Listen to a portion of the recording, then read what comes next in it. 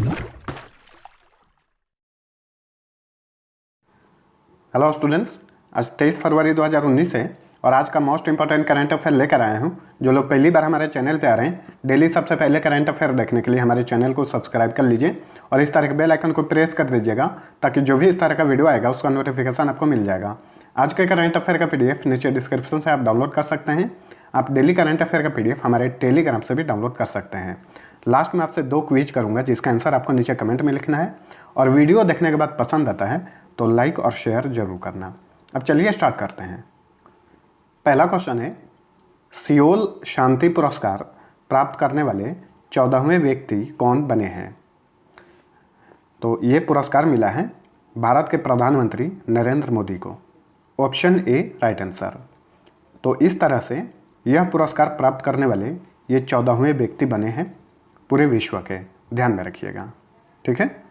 इसके पहले United nation के पूर्व महासचिव कोफी अन्नान, जर्मनी की चांसलर एंजेला मार्केल जैसे हस्तियों को यह पुरस्कार मिल चुका है, ठीक है। और यह पुरस्कार जो है सियोल पीस प्राइज फाउंडेशन द्वारा दिया जाता है। तो भारत के प्रधानमंत्री नरेंद्र मोदी को यह पुरस्कार 2018 के लिए दिया गया है। इस पुरस्कार की स्थापना 1990 में की गई थी।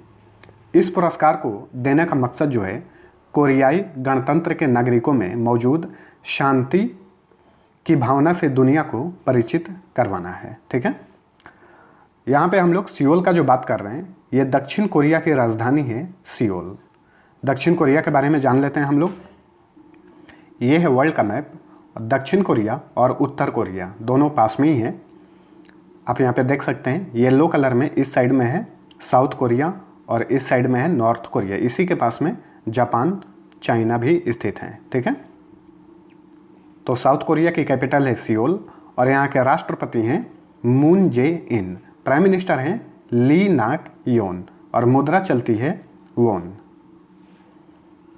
चलिए अगला क्वेश्चन है, 21 फरवरी को गृह मंत्री राजनाथ सिंह ने कहाँ पर वेस्ट टू वंडर पार्क का उद्घाटन किया? तो ये पार्क स्थापित किया गया है नई दिल्ली में। Option B right answer. 150 ton कचरों के इस्तेमाल से दुनिया के 7 अजूबों की प्रतिकृति बनाई गई है, इसलिए इस पार्क का नाम वेस्ट टू वंडर पार्क रखा गया है। क्योंकि इसमें दुनिया के 7 अजूबों की प्रतिकृति लगाई गई है, इसलिए इस पार्क को 7 वंडर्स ऑफ वर्ल्ड पार्क के नाम से भी जाना जा रहा है, ठीक है। इस पार्क में जो दुनिया के 7 अजूबे लगाए गए हैं उसके बारे में हम लोग जान लेते हैं कौन कौन से अजूबे हैं।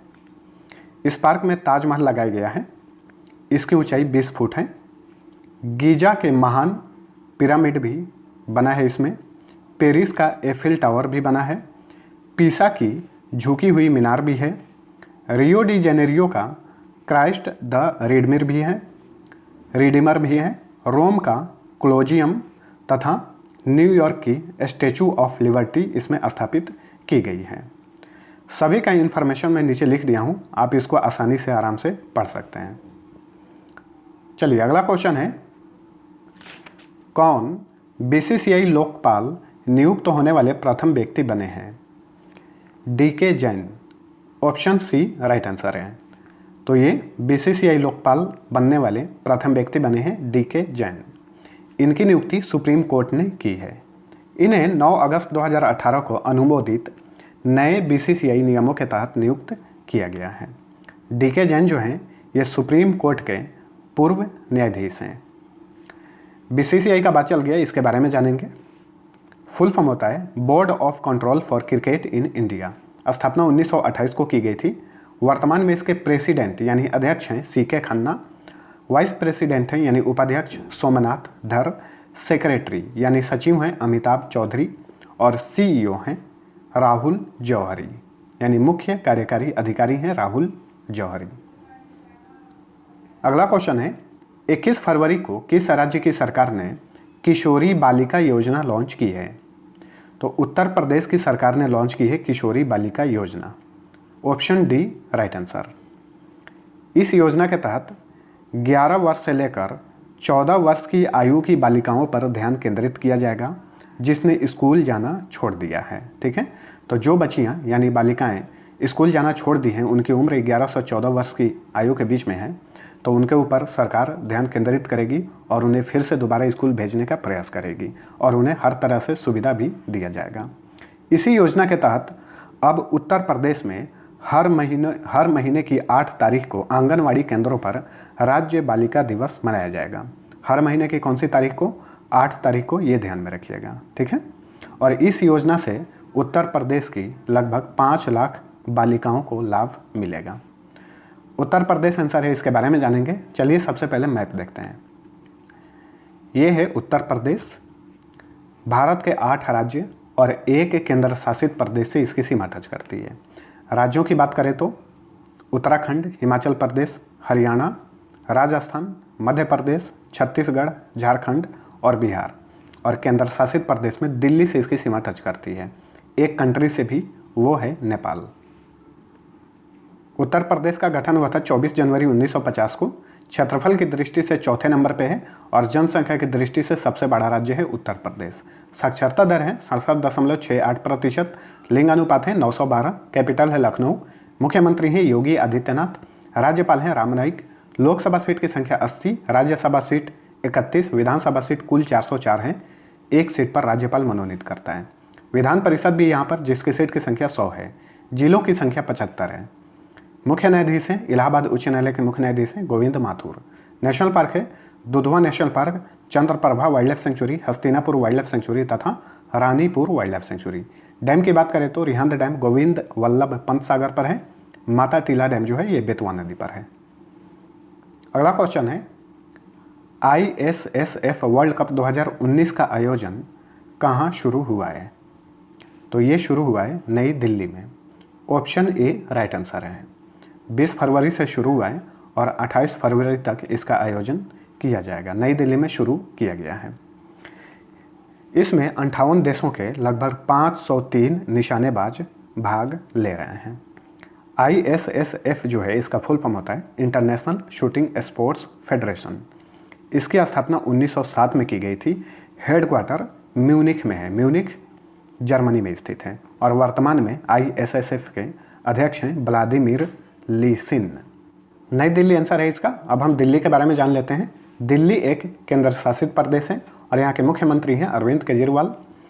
गवर्नर हैं अनिल बैजल। क्षेत्रफल की दृष्टि से दूसरे नंबर पे है और जनसंख्या की दृष्टि से पहले नंबर पे केंद्र शासित प्रदेशों की लिस्ट में। साक्षरता दर है 86.21%, लिंगानुपात है 868, मुख्य न्यायाधीश हैं राजेंद्र मेनन। लोकसभा सीट की संख्या 7, राज्यसभा सीट 3, विधानसभा सीट 70 और जिलों की संख्या 11 है। अगला क्वेश्चन है, बुल्गारिया के सोफिया में आयोजित मुक्केबाजी प्रतियोगिता स्ट्रांजा मेमोरियल टूर्नामेंट में स्वर्ण पदक जीतने वाली प्रथम भारतीय महिला कौन बनी है? तो 2 भारतीय महिलाओं ने स्वर्ण पदक जीता है और इस तरह से ये दोनों महिलाएं भारत की प्रथम महिला बन गई हैं, निकात जरीन और मीना कुमारी देवी। इसलिए ऑप्शन सी राइट आंसर है, ए और बी दोनों। निकात जरीन ने 51 किलोग्राम 51 किलोग्राम भार वर्ग में फिलीपींस की आयरिश मैग्नो को हराकर स्वर्ण पदक जीता तथा मीना कुमारी देवी ने 54 किलोग्राम यानी 54 किलोग्राम भार वर्ग में फिलीपींस की ही आयरा विलेगास को हराकर स्वर्ण पदक जीता है। तो इस तरह से इस टूर्नामेंट में भारत के खाते में 2 स्वर्ण पदक है और ये दोनों स्वर्ण पदक इन्होंने ही जीता। अगला क्वेश्चन है, 21 फरवरी से 3 दिवसीय medical trade show medical fair India 2019 का आयोजन कहाँ शुरू हुआ है? इसका आयोजन शुरू हुआ है नई दिल्ली में। ऑप्शन सी राइट आंसर है इसका। और इस फेयर का आयोजन कर रहा है मेसी डसेल्डोर्फ इंडिया और इसमें 25 से अधिक देशों के वैश्विक चिकित्सा उपकरण निर्माता तथा स्वास्थ्य सेवा विशेषज्ञों सहित कई अन्य नीति निर्माता भाग ले रहे हैं। 21 फरवरी से आयोजन किया जा रहा है, 23 फरवरी तक इसका आयोजन किया जाएगा। अगला क्वेश्चन है, 22 फरवरी को नागालैंड के पहले लोकायुक्त के रूप में किसने शपथ ली है? तो नागालैंड के प्रथम लोकायुक्त कौन बने हैं? ये बने हैं Umanath Singh. Option D right answer है इसका। उमानाथ सिंह को शपथ दिलाया नागालैंड के राज्यपाल पद्मनाभा आचार्य ने। उमानाथ जो हैं मेघालय हाई कोर्ट के पूर्व मुख्य न्यायाधीश हैं, अब ये वहाँ के लोकायुक्त बने हैं। ठीक है, 5 वर्ष के लिए इन्हें नियुक्त किया गया है। अब यहाँ पे नागालैंड का बात चल गया, इसके बारे में जान लेते हैं। सबसे पहले मैप देखते हैं। ये है नागालैंड। भारत के कितने राज्यों की सीमा को छूती है इसकी सीमा? मणिपुर, असम और अरुणाचल प्रदेश, 3 राज्यों से इसकी सीमा टच करती है और एक कंट्री से, वो है म्यांमार इस साइड में। गठन हुआ था 1 दिसंबर 1963 को। क्षेत्रफल की दृष्टि से 26वें नंबर पे है और जनसंख्या की दृष्टि से 25वें नंबर पे है। साक्षरता दर है 79.55%। लिंगानुपात है 931। कैपिटल है कोहिमा। यहाँ के मुख्यमंत्री हैं नीफ्यू रियो। राज्यपाल हैं पद्मनाभा आचार्य। लोकसभा सीट की संख्या 1, राज्यसभा सीट 1, विधानसभा सीट 60 और जिलों की संख्या 12 है। मुख्य न्यायाधीश हैं अजी कुटीरा सोमैया बोपन्ना। ये गुवाहाटी उच्च न्यायालय के मुख्य न्यायाधीश हैं। गुवाहाटी उच्च न्यायालय असम में स्थित है और इसके अलावा 3 अन्य राज्य भी आते हैं, जैसा कि एक नागालैंड, अरुणाचल प्रदेश और मिजोरम। प्रसिद्ध त्यौहार है यहाँ का हॉर्नबिल त्यौहार, कई बार एग्जाम्स में पूछा हुआ है। लोक नृत्य है वार डांस। यहाँ की राजभाषा है अंग्रेजी, जिस तरह से अरुणाचल प्रदेश और मेघालय की राजभाषा अंग्रेजी है। नेशनल पार्क है Intanki national park, Fakim wildlife sanctuary, Ranga Pahar wildlife sanctuary तथा Pulie Badze wildlife sanctuary. Naga जो जनजाति पाई जाती है वो नागालैंड में ही पाई जाती है। अगला क्वेश्चन है 22 फरवरी को किस देश ने खाड़ी और हिंद महासागर के क्षेत्रों में 3 दिवसीय वार्षिक वेलायत 97 नामक नौसेना अभ्यास शुरू किया है? ईरान ने शुरू किया है। ऑप्शन ए राइट आंसर है इसका।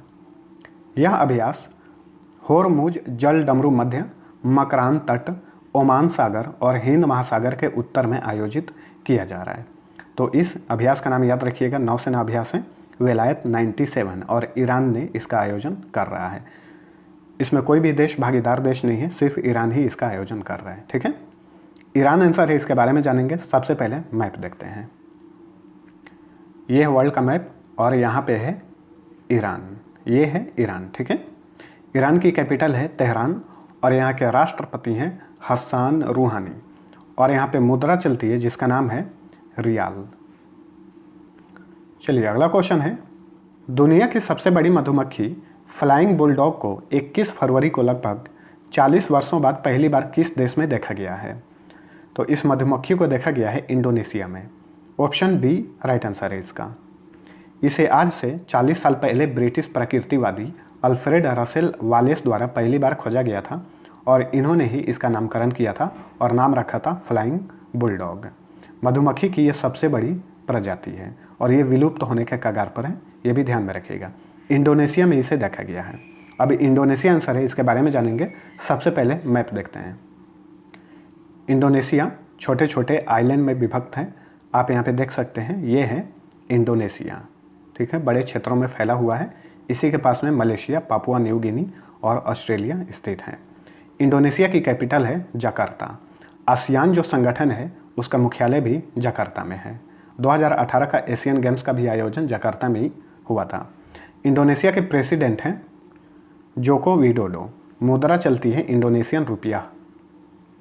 अगला क्वेश्चन है, 21 फरवरी को किस देश की न्यूज एजेंसी शिन्हुआ ने पुरुष आर्टिफिशियल इंटेलिजेंस न्यूज प्रेजेंटर्स के साथ दुनिया की पहली AI न्यूज एंकर यानी आर्टिफिशियल इंटेलिजेंस न्यूज एंकर का अनावरण किया?